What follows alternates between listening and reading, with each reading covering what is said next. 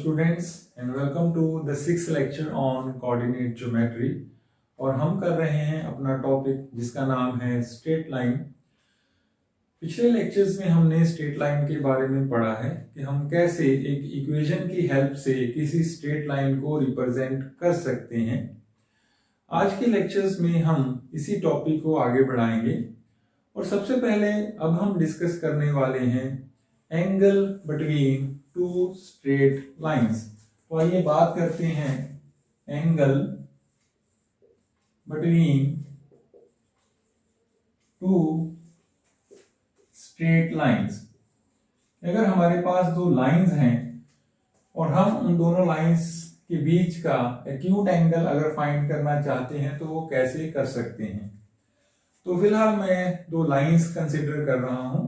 तो आपकी x axis है, वाई एक्सिस है और मैंने दो स्ट्रेट लाइंस जो हैं कोऑर्डिनेट एक्सिस के बीच में आपको दिखाई हैं। एक है हमारी लाइन ए बी और दूसरी लाइन है आपकी सी डी।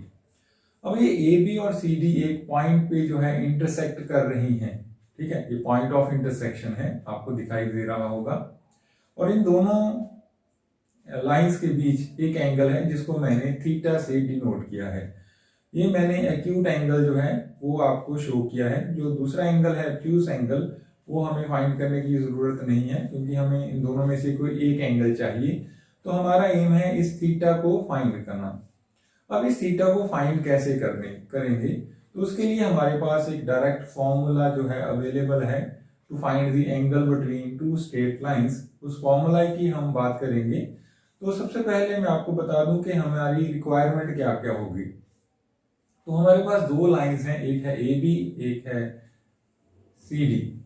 तो हमें इन दोनों लाइंस की जो स्लोप्स हैं वो पता होनी चाहिए। तो या तो हमें ये स्लोप्स जो है वो गिवन होंगी या फिर हम इन दोनों लाइंस की स्लोप जो है वो निकाल लेंगे। तो हमारे पास एंगल निकालने के लिए इन दोनों लाइंस की स्लोप की रिक्वायरमेंट है।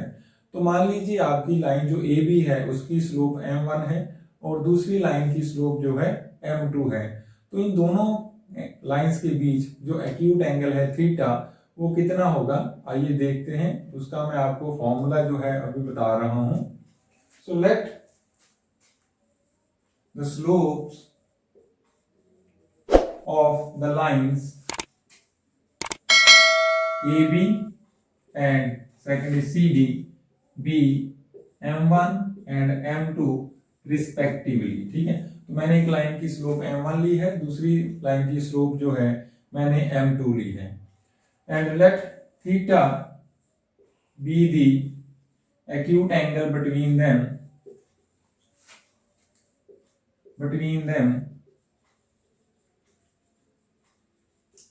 देन ये जो आपका एंगल है इसे हम रिप्रेजेंट करेंगे यहाँ पे। तो हम लिखेंगे tan of this angle tan theta, ये होगा आपका m2 minus m1 over 1 plus m1 into m2।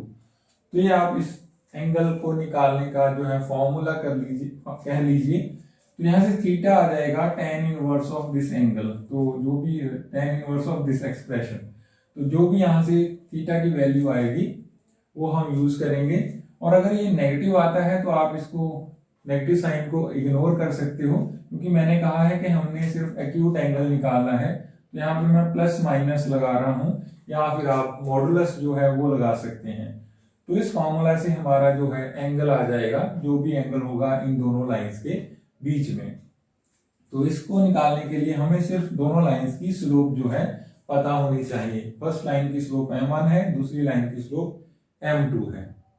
अब आप इसी में नोट कीजिए कि जो हमारी लाइंस हैं उनके बीच कोई भी एंगल जो है हो सकता है अगर हमारी लाइंस जो हैं वो पैरेलल होंगी। इफ लाइंस आर पैरेलल,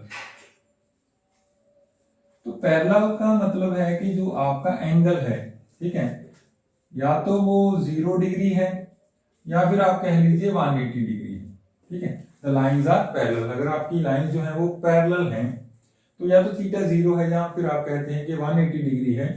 दोनों केसेस में जो आपका tan थीटा है, ठीक है, tan थीटा होगा tan 0 या tan 180 डिग्री। दोनों केसेस में tan थीटा आपका 0 हो जाएगा। ठीक है, क्योंकि आपका थीटा 180 या 0 है तो tan की वैल्यू 0 आएगी। तो tan थीटा अगर 0 है तो आपका ये एक्सप्रेशन जो है वो 0 के इक्वल रखोगे। तो ये चीज तभी पॉसिबल होगी जब m2 माइनस m1 0 होगा, आपका न्यूमिनेटर जो है वो 0 हो जाएगा। तो इसका मतलब है m2 माइनस m1 वो 0 हो जाएगा। तो यहां से क्या निकल के आता है, तो यहां से आपके पास आएगा कि m2 is equal to m1। तो इसका क्या मतलब है, इसका मतलब है कि अगर लाइंस पैरेलल हैं तो उन दोनों लाइंस की स्लोप्स जो हैं वो इक्वल होंगी। तो ये कंडीशन है लाइंस के लिए पैरेलल होने की। तो अगर लाइंस पैरेलल हैं तो उन दोनों लाइंस की स्लोप इक्वल होगी, या फिर रिवर्स आप इसका कह लीजिए कि अगर लाइंस की स्लोप इक्वल है तो वो दोनों लाइंस जो है वो पैरेलल होंगी। तो ये कंडीशन है for the lines to be parallel. Second, अगर लाइंस जो हैं परपेंडिकुलर हैं, if one line is perpendicular to other, if lines are perpendicular, perpendicular का मतलब है कि आपका जो एंगल है थीटा वो 90 डिग्री का है, π/2। तो लाइंस आपकी परपेंडिकुलर है। इस केस में अगर आप tan की वैल्यू देखो थीटा पे, tan थीटा जो है वो आपका 90 डिग्री पे एग्जिस्ट नहीं करता, तो tan थीटा आपका हो जाएगा इन्फिनिटी। ठीक है, तो ये जो एक्सप्रेशन है ये इन्फिनिटी हो जाएगा या इनफाइनाइट हो जाएगा। वो इस केस में होगा जब आपका डिनोमिनेटर जो है वो 0 हो जाए, क्योंकि 1/0 जो है वो इन्फिनिटी को अप्रोच करता है। तो हमारा डिनोमिनेटर जो है वो 0 हो जाएगा। तो इस केस में हमारा 1 प्लस m1 इंटू m2 होगा 0। तो अगर 1 प्लस m1 इंटू m2 0 है तो इसका मतलब है m1 into m2 is equal to -1। तो इसका मतलब है कि अगर हमारी लाइंस परपेंडिकुलर हैं तो उन दोनों लाइंस की स्लोप का प्रोडक्ट जो है वो -1 होगा। तो ये कंडीशन है हमारी दो लाइंस के परपेंडिकुलर होने की, कि अगर लाइंस परपेंडिकुलर हैं तो उन दोनों लाइंस की स्लोप का प्रोडक्ट -1 होगा। इसका रिवर्स आप कह लीजिए कि अगर दोनों लाइंस की स्लोप का प्रोडक्ट -1 है तो लाइंस परपेंडिकुलर होंगी। और यहां से आप ये भी देख सकते हो कि यहां से हम लिख सकते हैं m2 is equal to -1/m1। ठीक है, m2 is equal to -1/m1। तो इसका एक बहुत ज्यादा इंपॉर्टेंट रोल है कि अगर हमारी दो लाइंस परपेंडिकुलर हैं, ठीक है, हमारी लाइंस परपेंडिकुलर हैं और हमें उन दोनों लाइंस में से किसी एक की स्लोप पता है, ठीक है, m1 मान लो उसकी स्लोप है एक लाइन की, तो दूसरी लाइन की स्लोप हम निकाल सकते हैं इस रिलेशन को यूज करके। तो अगर एक लाइन की स्लोप m1 है तो जो लाइन उसके परपेंडिकुलर है उसकी स्लोप होगी m2 और वो होगी 1/m1 विद नेगेटिव साइन। तो आप इसको रेसिप्रोकेट कीजिए, स्लोप को नेगेटिव साइन लगाइए, तो उस लाइन के परपेंडिकुलर जो लाइन है उस लाइन की स्लोप हम निकाल सकते हैं। तो इसको हम काफी जगह पे यूज करने वाले हैं। तो ये था हमारा आज का टॉपिक है जो उसमें हमें एक तो एंगल फाइंड करना है दो लाइंस के बीच में, ये फॉर्मूला हम यूज करेंगे tan थीटा का, पैरेलल एंड परपेंडिकुलर की कंडीशंस यूज करेंगे, और ये कंडीशन जो सारी की सारी हैं ये सारी स्लोप्स पे हैं। तो हम स्लोप्स में जो है लाइंस की स्लोप्स में रिलेशन जो है वो यूज करने वाले हैं। तो आइए लेते हैं आज के लेक्चर की फर्स्ट एग्जांपल। हमारी प्रॉब्लम है find the angle between the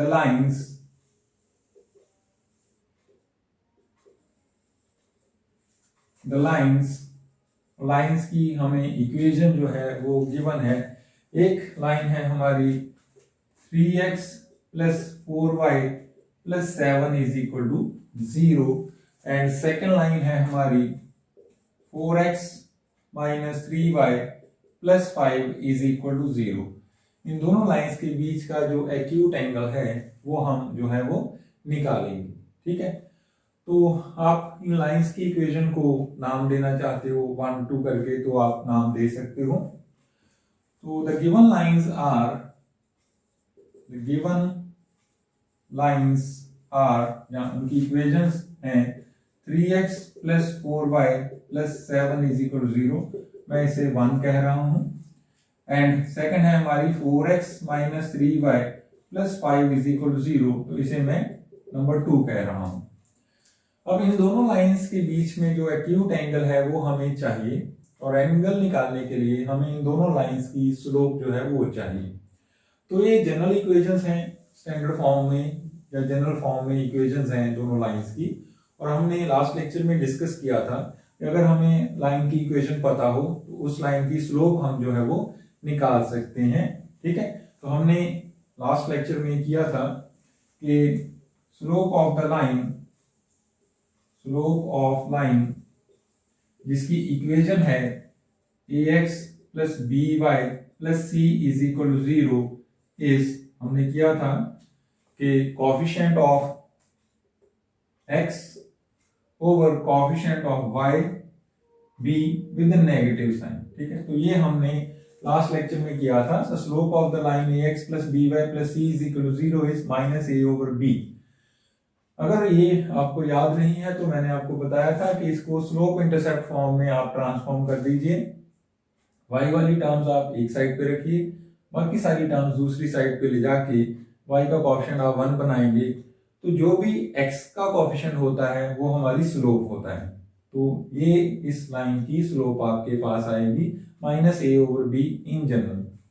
तो मैं इस लाइन को और इस लाइन को इसके साथ कंपेयर करूंगा, ए बी की वैल्यू यहाँ पे यूज करके इन दोनों लाइंस की स्लोप जो है वो निकाल लूंगा। ठीक है, so therefore slope of line 1, ठीक है, इसको मैं m1 से लिख रहा हूं, मैंने नाम दे दिया m1। तो क्या होगा, माइनस कोफिशिएंट ऑफ x का कोफिशिएंट, ठीक है, a है यहाँ पे 3 ओवर कोफिशिएंट ऑफ y है यहाँ पे 4। ठीक है, तो b यहाँ पे 4 है, तो ये आप ऐसे भी लिख सकते हो, minus coefficient of x over coefficient of y, अगर आपको a b में डाउट होता है तो ये हो गया आपका माइनस 3 ओवर 4। इसी तरह से हम निकालेंगे सेकेंड लाइन की स्लोप ऑफ लाइन 2। ठीक है, मैंने नंबरिंग कर रखी है, मैं इसको m2 बोल रहा हूं, तो वो क्या हो जाएगा, माइनस कोफिशिएंट ऑफ x यहाँ पे है 4 एंड कोफिशिएंट ऑफ y यहाँ पे है माइनस 3, तो ये रहा आपका माइनस 3। तो ये आपका बन गया 4 ओवर 3। अब यहां से आपको सीधा सीधा नजर आ रहा होगा कि जो हमारी फर्स्ट लाइन है m1, उसकी स्लोप है माइनस 3 ओवर 4 एंड जो m2 है सेकेंड लाइन की स्लोप वो है 4 ओवर 3।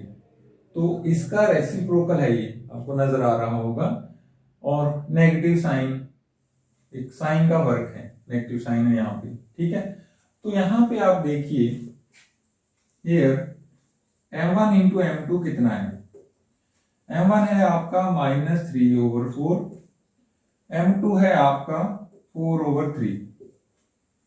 ठीक है, तो ये 3 कैंसिल हो रहा है, 4 कैंसिल हो रहा है, तो आपके पास आ रहा है m1 into m2 is equal to minus 1। ठीक है, आपको डायरेक्टली देखने से नजर आ जाएगा कि m2 जो है वो m1 का रेसिप्रोकल है एंड नेगेटिव।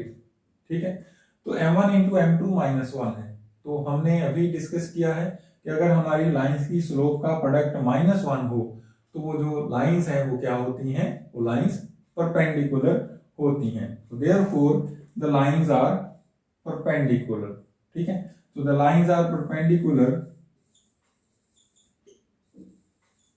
अगर आप ऐसा लिखना नहीं चाहते तो इसका मतलब है the angle between the two lines. ठीक है, अगर आप लिखना चाहते हो angle between these two lines is equal to 90 degree, तो हमारा हो गया angle between lines is 90 degree. ठीक है, तो आपने जो थीटा लिखा था वो यहाँ पे 90 डिग्री है। तो इस तरह से हमने यहाँ पे टेस्ट कर लिया कि हमारी लाइंस के बीच में जो एंगल है वो कितना है।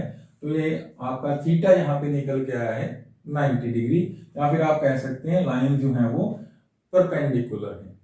ठीक है, तो आइए एक और एग्जांपल करते हैं हम एंगल निकालने के लिए। So the question is find the acute angle between the lines। हमें लाइंस की इक्वेशन जो है गिवन है, इस बार भी हमारी लाइंस हैं 3x + y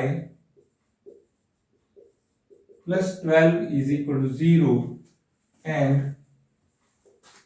x + 2y - 1 = 0। तो हमें इन दोनों लाइंस के बीच का एंगल जो है वो फाइंड करना है। Also find the coordinates of the point of intersection. इसमें एक चीज हम ऐड कर रहे हैं, हमें इन दोनों लाइंस के बीच का एक्यूट एंगल तो निकालना ही है। दूसरा इन्होंने कहा है कि जिस पॉइंट पे ये दोनों लाइंस मीट कर रही हैं उस पॉइंट को हम कहते हैं पॉइंट ऑफ इंटरसेक्शन। उस पॉइंट के कोऑर्डिनेट्स भी निकालिए, मतलब उस पॉइंट को भी फाइंड कीजिए जहां पे जो दोनों लाइंस जो हैं वो मीट करती हैं। तो ये एक एडिशनल वर्क है यहाँ पे। तो इस प्रॉब्लम में हम एक चीज और कवर करेंगे, वो है दो लाइंस के पॉइंट ऑफ इंटरसेक्शन को फाइंड करना, कि जहां पे दो लाइंस मीट करती हैं वो जो पॉइंट है उसके कोऑर्डिनेट्स क्या होंगे। तो हम इस एग्जांपल में इस चीज को भी कवर करने वाले हैं। तो आइए पहले हम इन दोनों लाइंस के बीच का जो है एंगल वो निकालते हैं। ठीक है, तो हमारी लाइंस क्या है? नाउ गिवन लाइंस आर, एक है हमारी 3x + y + 12 = 0, इसको मैं नंबर 1 कह रहा हूं।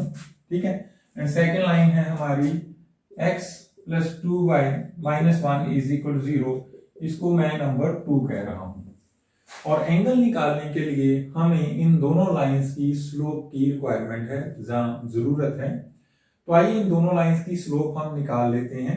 तो मैंने आपको अभी बताया है, हमने लास्ट लेक्चर में भी किया था, slope of the line ax + by + c = 0। तो हमारी लाइन की स्लोप क्या होती है? हमारी लाइन की स्लोप होती है coefficient of x over coefficient of y with the negative sign.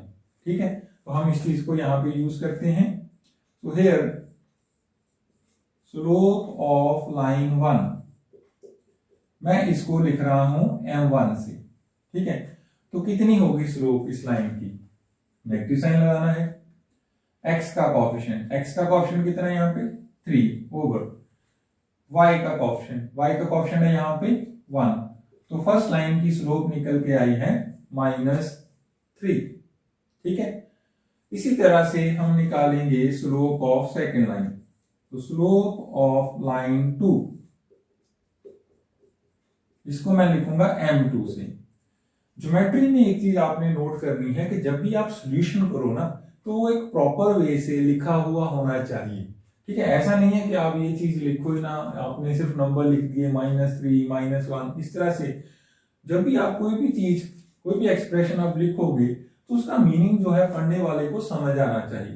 ठीक है, जैसे मैं यहाँ पे बोल भी रहा हूँ, साथ में कुछ चीजें लिख नहीं रहा, बट जब आप सोल्यूशन करोगे तो आपने इस तरह से सोल्यूशन को लिखना है कि आपका जो लिखा हुआ है सोल्यूशन, उसको पढ़ने वाले को समझ आए कि आप कहना क्या चाहते हो।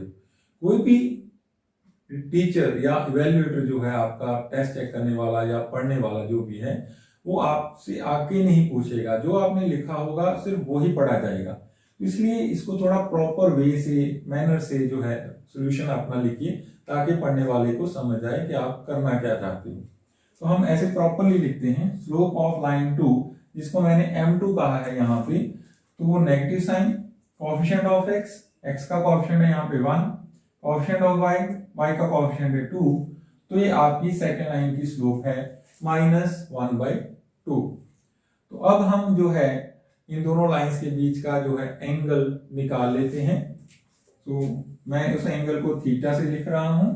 तो late theta be the acute angle between lines, the lines, ठीक है, मैंने थीटा से लिखा है एंगल, तो मैंने आपको फॉर्मूला बताया था, देन tan ऑफ थीटा हमारा होता है m2 minus m1 over 1 plus m1 into m2। इसका हमने मॉडुलस लेना है, तो नेगेटिव साइन हम इग्नोर कर देंगे। अब यहाँ पे आप m2 एंड m1 की वैल्यूज जो है वो पुट कर दीजिए, तो आपका एंगल यहां से निकल जाएगा। m2 यहाँ पे है -1/2, m1 है आपका -3, ठीक है। इसके नीचे है 1 प्लस m1 -3 इंटू m2 -1/2, ठीक है। आइए अब इसको थोड़ा सा सिंप्लीफाई कर लेते हैं और देखते हैं हमारा एक्सप्रेशन जो है tan थीटा की वैल्यू कितनी देता है। तो ये आपका आ गया प्लस माइनस, तो ये बना आपका -1/2 प्लस 3, ठीक है, -1/2 प्लस 3, और नीचे बना आपका 1 प्लस 3/2, ठीक है, 1 प्लस 3/2। तो आप इसको देखो सिंप्लीफाई करके, तो 3 माइनस 1/2, तो ये आपका बन गया 6 minus 1/2 that is 5/2 over 1 plus 5/2, sorry 1 plus 3/2, तो ये बन गया 2 प्लस 3/2, तो ये भी आपका बन गया 5/2 प्लस माइनस, ठीक है। तो यहां से tan थीटा की वैल्यू आप देखो 5/2 कैंसिल हो रहा है, तो यहां से आ गई प्लस -1, तो हम यहां से नेगेटिव साइन जो है इग्नोर कर देंगे, तो यहां से tan थीटा जो है वो 1 आया है, ठीक है, क्योंकि हमें इसका मॉडुलस लेना है। तो दिस इंप्लाइज tan थीटा जो है आपका वो 1 है, ठीक है, या -1 भी आप ले सकते हो, कोई दिक्कत नहीं है। और tan थीटा 1 किस एंगल पे होता है, ठीक है, आप अपनी ट्रिग्नोमेट्री से देख लीजिए कि tan थीटा 1 होता है हमारा 45 डिग्री से, तो इसका मतलब है जो एंगल है इन दोनों लाइंस के बीच में वो 45 डिग्री है, ठीक है। तो ये हमारा एंगल फॉर्मूला है। तो हमारे पास दो लाइंस थी 1 एंड 2, दोनों लाइंस की इक्वेशन हमें गिवन थी, और हमें इन दोनों लाइंस के बीच में जो एक्यूट एंगल है वो निकालना था। तो हमने अपना एंगल फॉर्मूला यहाँ पे यूज किया है, और हमारा एंगल जो है निकल गया, वो है theta is equal to 45 degree. अब इस प्रॉब्लम का सेकंड पार्ट है कि हमें उस पॉइंट के कोऑर्डिनेट्स निकालने हैं यहाँ पे जो दोनों लाइंस मिलती हैं, ठीक है। अब ये चीज जो है कॉम्प्लिकेटेड नहीं है, दो लाइंस मिलती हैं, मतलब आपकी लाइन 1 एंड 2 जहां पे मिलेंगी या इंटरसेक्ट करेंगी, वो पॉइंट जो है इन दोनों लाइंस का सॉल्यूशन होगा, इन दोनों इक्वेशंस का सॉल्यूशन होगा। ये चीज आप नोट कर लीजिए कि यहाँ पे जो दोनों लाइंस मिलती हैं वो एक पॉइंट होगा जो फर्स्ट लाइन पे भी होगा, सेकंड लाइन पे भी होगा, ठीक है। क्योंकि ये दोनों लाइन सिर्फ एक ही पॉइंट पे कट कर रही हैं, तो एक कॉमन पॉइंट होगा जो दोनों को सेटिस्फाई करेगा। वो जो पॉइंट ऑफ इंटरसेक्शन है वो इन दोनों इक्वेशंस का सॉल्यूशन होगा। तो जब भी आपने दो लाइंस का पॉइंट ऑफ इंटरसेक्शन निकालना है, तो आपने उन दोनों लाइंस की इक्वेशन को सॉल्व करना है। जो भी आपकी x और y की वैल्यू आएगी वो पॉइंट ऑफ इंटरसेक्शन के कोऑर्डिनेट्स होंगे। तो बहुत ज्यादा सिंपल है पॉइंट ऑफ इंटरसेक्शन निकालना। तो मैं यहाँ पे नोट लिख देता हूं, to find point of intersection जो हम अभी निकालना चाहते हैं, ठीक है, सॉल्व 1 एंड 2। मैं आपका नोट यहाँ पे लिख रहा हूं कि जो दोनों लाइंस का पॉइंट ऑफ इंटरसेक्शन है वो निकालने के लिए आप फर्स्ट एंड सेकंड इक्वेशन को सॉल्व कर लीजिए। तो आइए इन दोनों इक्वेशंस को हम सॉल्व करते हैं। तो मैं दोबारा से ये दोनों लाइंस की इक्वेशन जो है वो लिख रहा हूं 1 एंड 2। आपके पास बहुत सारे जो मेथड्स होंगे इन दोनों इक्वेशंस को सॉल्व करने के लिए, ठीक है। यहाँ पे कोई मेथड स्पेसिफाइड नहीं है, अब जो भी मेथड जो है यूज करना चाहो कर सकते हो, उसमें कोई दिक्कत नहीं है। तो हमारी लाइंस क्या है या इक्वेशंस क्या है, 3x plus Y plus 12 is equal to 0। दूसरी है x plus 2y minus 1 is equal to 0। इन दोनों लाइंस को आप या दोनों इक्वेशंस को आप किसी भी वे से सॉल्व कर लीजिए, चाहे बाय क्रैमर रूल सॉल्व करो जो आपने मैट्रिक्स में पढ़ा होगा, ठीक है, या फिर आपको जो 10th क्लास में या लोअर क्लासेस में जो भी मेथड जो है बताए गए हैं, सब्स्टिट्यूशन मेथड करवाया जाता है, बाय इक्वेटिंग द कोएफिशिएंट्स करवाया जाता है, बहुत सारे मेथड जो हैं इक्वेशन को सॉल्व करने के आपको करवाए गए होंगे। उनमें से कोई एक मेथड यूज करके आप इन दोनों इक्वेशंस को सॉल्व करके x और y की वैल्यू निकाल लो तो आपका पॉइंट ऑफ इंटरसेक्शन निकल जाएगा। मैं यहाँ पे यूज कर रहा हूं बाय इक्वेटिंग दी कोएफिशिएंट्स। हम दोनों इक्वेशंस के किसी x या फिर y के कोएफिशिएंट को इक्वेट करके इस इक्वेशन को इन इक्वेशंस को सॉल्व करते हैं। तो यहाँ पे x का कोएफिशिएंट 3 है, यहाँ पे x का कोएफिशिएंट 1 है, ठीक है। तो मैं सेकंड इक्वेशन को 3 से मल्टीप्लाई कर रहा हूं, तो ये मेरी इक्वेशन 1 है, ये इक्वेशन 2 है, ठीक है। तो इन दोनों से मैं क्या कर रहा हूं, इसको 3 से मल्टीप्लाई कर रहा हूं। तो फर्स्ट इक्वेशन है मेरी 3x plus Y plus 12 is equal to 0। Second को 3 से मल्टीप्लाई किया तो ये बन गया 3x plus 6y minus 3 is equal to 0, ठीक है। तो हमने जो है सेकेंड इक्वेशन को 3 से मल्टीप्लाई किया, x का कोएफिशिएंट सेम हो गया, आपको याद आ गया होगा कि मैंने कौन सा मेथड यहाँ पे लगाया है। अब जस्ट सब्ट्रैक्ट करेंगे, ठीक है, तो आपकी जो है इक्वेशन निकल जाएगी। तो 1 में से आप 2 को सब्ट्रैक्ट कर दो तो आपका जो है y की वैल्यू निकल जाएगी। चाहे आप x का कोएफिशिएंट इक्वेट कर लो, चाहे आप y का कोएफिशिएंट इक्वेट कर लो, वो आपकी मर्जी है, ठीक है। तो 1 माइनस 2 आप कर रहे हो, जहां आपने साइन चेंज किए तो आपके पास आ गया 3x माइनस 3x कैंसिल हो गया, y माइनस 6y ये बचा आपका माइनस 5y, 12 प्लस 3 ये बचा आपका 15 इज इक्वल टू 0। तो यहां से y की वैल्यू कितनी आ रही है, यहां से आया आपका 5y इज इक्वल टू 15, ठीक है, और y आ गया आपका 15/5 दैट इज 3। यहां से मेरा y जो है वो 3 आया है। मैं बार बार कह रहा हूं, आपको जो मेथड आता है उस मेथड को यूज करके इन दोनों इक्वेशंस को सॉल्व कर लीजिए, ठीक है। तो y अगर 3 है तो x कितना होगा, यहाँ पे आप y को 3 पुट कर दीजिए, 1 में पुट कर रहा हूं तो 3x प्लस y है 3 प्लस 12 इज इक्वल टू 0, ठीक है। तो यहां से मेरे पास आया 3x is equal to 12 plus 3 15 minus 15, ठीक है, एंड x यहां से आ गया आपका माइनस 5, माइनस 15 ओवर 3 माइनस 5। तो ये जो x और y की वैल्यू है इन दोनों इक्वेशंस का सॉल्यूशन है। ये जो सॉल्यूशन है ये आपको दे रहा है point of intersection of the two lines. बहुत इंपॉर्टेंट चीज है, दोनों लाइंस का पॉइंट ऑफ इंटरसेक्शन एक सिंपल से तरीके से निकल जाता है। So therefore point of intersection, आपने नाम देना है तो P से दे सकते हो, इस P लिखते हो x, y, x है आपका -5 एंड y है 3, तो -5, 3 पॉइंट ऑफ इंटरसेक्शन है। तो इस तरह से हम दो लाइंस के बीच का एंगल निकाल सकते हैं।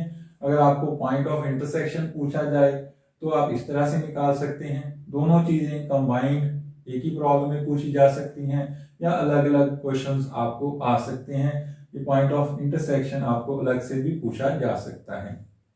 तो ये हमारी कुछ प्रॉब्लम्स थी जिसमें हमने एंगल निकाला है दो लाइंस के बीच में और पॉइंट ऑफ इंटरसेक्शन जो है वो निकाला है। आइए कुछ और प्रॉब्लम्स करते हैं इसी टॉपिक पे। So the problem is find the equation of a straight line which passes through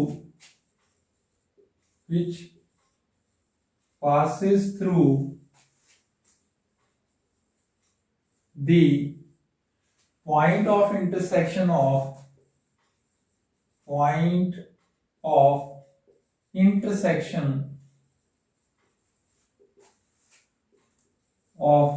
the lines आपको गिवन है। एक लाइन है हमारी 3x minus 4y plus 1 is equal to 0, एक लाइन है। And second line is 5x plus y minus 1 is equal to 0, ठीक है। And with slope -1।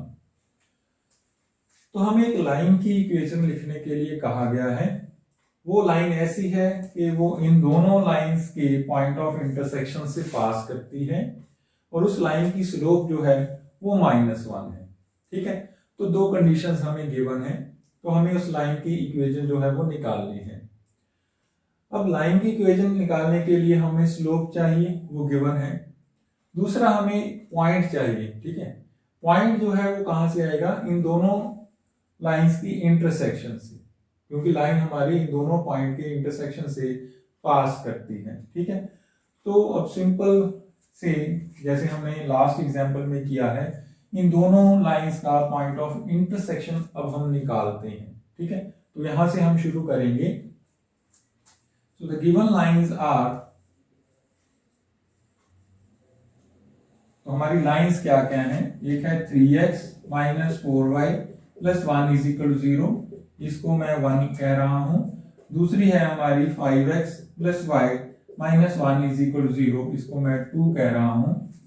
अब हम इसका जो है पॉइंट ऑफ इंटरसेक्शन पहले निकाल देते हैं, ठीक है। तो पॉइंट ऑफ इंटरसेक्शन निकालने के लिए क्या करना होगा, इन दोनों इक्वेशंस को सिंपली हमें सॉल्व करना है। किसी भी मेथड से x और y की वैल्यू हमें निकालनी है।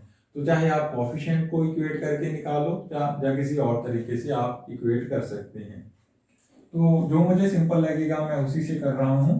तो यहाँ पे y का कोएफिशिएंट इक्वेट करना ज्यादा इजी है, तो मैं सेकेंड इक्वेशन को 4 से मल्टीप्लाई कर रहा हूँ। तो उसके बाद हम इन दोनों को ऐड या सब्ट्रैक्ट करके जो है निकाल लेंगे अपनी लाइन की इक्वेशन, सॉरी अपना पॉइंट ऑफ इंटरसेक्शन। तो फर्स्ट इक्वेशन में एज इट इज लिख रहा हूँ 3x minus 4y plus 1 is equal to 0। Second में मैं इसको 4 से मल्टीप्लाई कर रहा हूँ ताकि y का कोएफिशिएंट जो है वो सेम हो जाए। तो मैंने 4 से मल्टीप्लाई किया तो 20x plus 4y minus 4 is equal to 0। 1 and 2 हमारी चेंज हो गई, मैंने सेकेंड को 4 से मल्टीप्लाई किया है। अब यहाँ पे है -4y और यहाँ पे है +4y, अगर आप ऐड करोगे तो y एलिमिनेट हो जाएगा। तो मैं कर रहा हूं 1 + 2, ठीक है। ऐड करने से क्या होगा, 3x + 20x, तो ये हो गया आपका 23x, -4y and 4y cancel हो गया, एंड 1 - 4 बचा -3 इज इक्वल टू 0। तो यहां से मेरा x जो है निकल जाएगा। तो यहां से आया हमारा 23x इज इक्वल टू 3। तो यहां से x की वैल्यू आ गई हमारी 3/23, ठीक है। तो ये हमारा पॉइंट जो है पॉइंट ऑफ इंटरसेक्शन, उसका x कोऑर्डिनेट है 3/23। आइए अब y निकाल लेते हैं। तो y हम यहां से ही निकाल लेते हैं। तो x की वैल्यू मैं यहाँ पे पुट कर रहा हूं। तो फ्रॉम 1 से हमारा आ गया 3 इंटू x है 3/23 minus 4y plus 1 is equal to 0। तो आइए यहां से देखते हैं y कितना निकलता है। तो ये आपका आ गया 9/23 प्लस 1, ठीक है। 9/23 प्लस 1, तो ये बन गया 23 प्लस 9/23।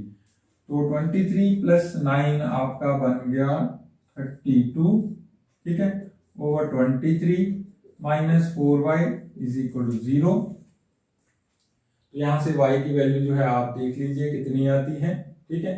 तो ये हो गया आपका, यहां से y का वैल्यू आया 4y इज इक्वल टू 32/23, और यहां से y आपका आ गया, ठीक है, आपका कट जाएगा 4 इंटू 8 32, तो y आपका आ गया 8/23, ठीक है।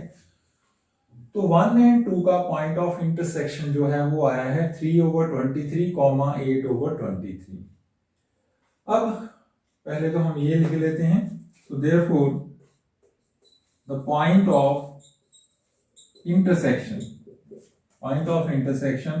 ऑफ 1 and 2 इज, इसको आप P से लिख लीजिए, 3/23, 8/23।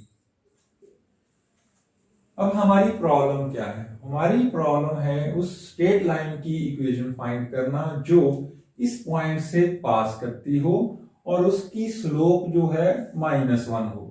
तो याद कीजिए हम कौन सी फॉर्म जो है यूज कर सकते हैं। यहाँ पे हम यूज करेंगे 1 पॉइंट स्लोप फॉर्म। एक पॉइंट पता हो, लाइन की स्लोप पता हो, तो हम लाइन की इक्वेशन जो है लिख सकते हैं। ठीक है, हम लिखेंगे equation of a line passing through this point P, ठीक है, जो है आपका 3/23, 8/23 with slope m आपको गिवन है -1। ठीक है, तो आपको याद होगा हमने 1 पॉइंट स्लोप फॉर्म यूज की थी। वो क्या थी फॉर्म? मैं पहले वो जनरल इक्वेशन यहाँ पे लिख देता हूं। हमने एक इक्वेशन यूज की थी that y minus y1 is equal to m into x minus x1। हमने ये एक इक्वेशन यूज की थी, उस लाइन की इक्वेशन है जो x1, y1 से पास करती है और उस लाइन की स्लोप जो है m है। तो ये हो गया आपका x1 y1 और m हो गया -1। यहाँ पे यूज कीजिए तो आपकी रिक्वायर्ड इक्वेशन जो है वो आ जाएगी। आइए देखते हैं कि हमारी इक्वेशन क्या आती है। तो ये बना आपका y माइनस y1, y1 है आपका 8/23 is equal to m, m है -1 into x minus x1, x1 है आपका 3/23। ठीक है, तो ये आपका बना यहां से y minus 8/23 is equal to -x plus 3/23। तो यहां से एक तो आप 23 एलसीएम ले लीजिए और आपकी इक्वेशन जो है आप सिंपलीफाइड फॉर्म में थोड़ी सी आ जाएगी। तो यहां से मैं एलसीएम ले रहा हूं 23, तो 23y minus 8 is equal to -23x plus 3। ठीक है, और जो सारी टर्म्स है मैं एक साइड पे लेके आ रहा हूं, तो मैं लेफ्ट साइड पे उठा के ले आऊंगा सारी की सारी टर्म्स। तो मेरी इक्वेशन जो है नजर आएगी x वाली टर्म 23x, उसके बाद y वाली टर्म 23y, उसके बाद कांस्टेंट टर्म, कांस्टेंट बचा -8, ये 3 इधर आया -3, -8 -3 ये आपका बना -11 इज इक्वल टू 0। तो हमारी जो रिक्वायर्ड इक्वेशन है लाइन की वो है 23x plus 23y -11 equal to 0। तो इस तरह से हम, अगर हमें कुछ कंडीशंस जो गिवन हो अपनी लाइन पे, मेनली हमें 2 कंडीशंस की रिक्वायरमेंट होती है, तो हम अपनी लाइन की इक्वेशन जो है वो लिख सकते हैं।